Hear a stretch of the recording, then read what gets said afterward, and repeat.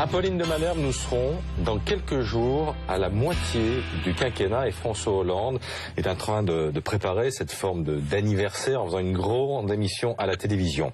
Il commence à se préparer? Sûrement. Oui, et il a cette question, que dire, que promettre, que pouvoir raconter aux Français? Et voilà la question qui revient en boucle, c'est qu'est-ce qu'il lui reste? C'est une question qu'on se pose à l'Assemblée, dans les rangs du PS, au gouvernement et même dans les couloirs de l'Élysée. L'un de ses plus proches conseillers a confié il y a quelques jours, presque naïvement, mais qu'est-ce qu'on fait pour le reste du quinquennat? Qu'est-ce qu'on propose?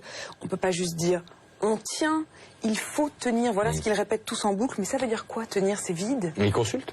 Alors oui, il écoute. Il écoute le président. Il écoute beaucoup. La semaine dernière notamment, il a invité tous les secrétaires d'État à déjeuner à l'Élysée et ils en parlent presque comme d'un déjeuner où on va chez un vieil oncle, un peu par politesse. Qu'est-ce qu'il vous a dit? Je leur demande et ils me répondent tous, ben rien.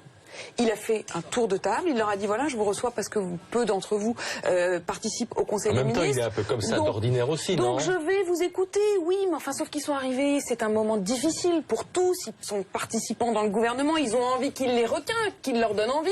Ben non, ça n'a clairement pas été le cas. Il leur a fait ce petit tour de table, chacun a dit un peu ce qu'il faisait. Il leur a demandé, faites-moi remonter quelques notes si vous avez des idées. Et puis, il avait une inquiétude visiblement, est-ce que dans vos domaines, il y a de la grogne sociale? Et puis, il a conclu le déjeuner en disant, merci, merci d'être venu, je suis là. Mais ils en sont sortis un peu incrédules. Il n'avait rien à vendre, il nous a fait aucun message, il attendait juste les nôtres. Et certains sont même sortis plus inquiets qu'il n'y était rentré.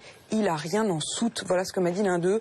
La politique n'est plus à l'Élysée. Voilà aussi ce dont se plaignent les ministres. Ils estiment qu'il a trop parlé de croissance, de chiffres, de courbes, mais qu'il n'a pas donné envie aux Français sur le quotidien. Voilà ce qu'ils espèrent pour cette deuxième partie du quinquennat.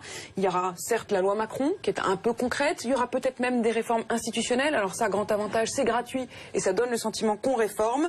Mais enfin, globalement, un des ministres m'a dit hier, le président, il est au fond de la piscine et il n'a pas encore montré qu'il tapait des talons pour remonter.